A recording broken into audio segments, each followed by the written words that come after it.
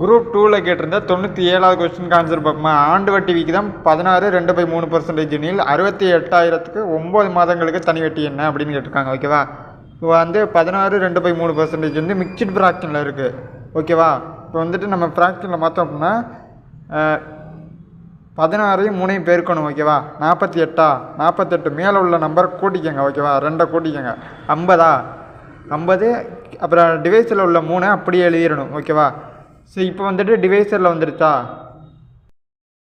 இதை வந்து வகுத்தோம் அப்படின்னா 16.66 அப்படியே 6ஆக போய்கிட்டே இருக்கும். ஓகேவா. நம்ம லாஸ்ட் 2 டிஜிட்டை மட்டும் எடுத்துக்கிறோம். 16.66%. 68,000க்கு 16.66% ஒரு வருஷத்துக்கான வட்டி.